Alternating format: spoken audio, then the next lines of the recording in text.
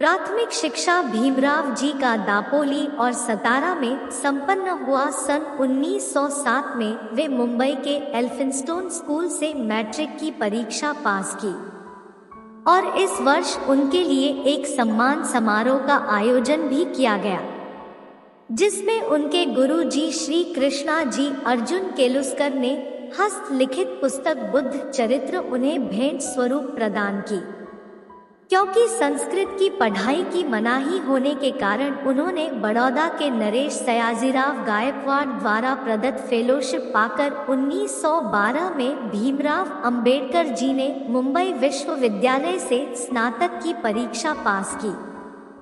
जैसे ही उन्होंने अपनी स्नातक की पढ़ाई पूरी की, उसके बाद तुरंत एमए की पढ़ाई भी कर ली और पुनः बड़ौदा के नरेश सयाजी गायकवाड़ की फेलोशिप मिल गई और वे अमेरिका के कोलंबिया विश्वविद्यालय में दाखिल हो गए।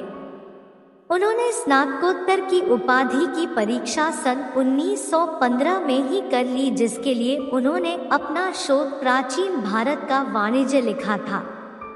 उसके बाद कोलंबिया विश्वविद्यालय से ही उन्होंने सन 1916 में पीएचडी की उपाधि भी प्राप्त कर ली। उनके शोध का विषय था ब्रिटिश भारत में प्रांतीय वित्त का विकेंद्रीकरण, वर्टिकल बार।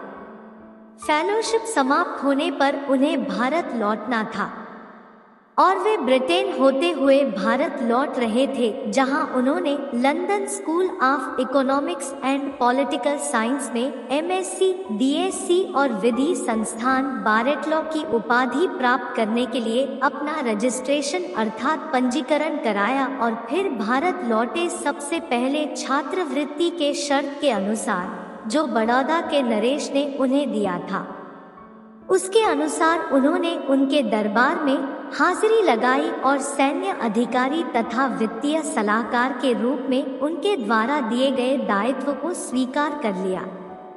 उन्होंने अपने रहने की व्यवस्था के लिए पूरे शहर में जगह खोजी, परंतु छुआछूत के माहौल से भरे हुए भारत में उन्हें कोई रखने को तैयार नहीं हो रहा था। ऐसी गंभीर समस्या से जूझते हुए कुछ समय के बाद मुंबई आ गए। दोस्तों, अगर वीडियो अच्छा लगा हो तो लाइक, सब्सक्राइब एंड नोटिफाई करना ना भूलें।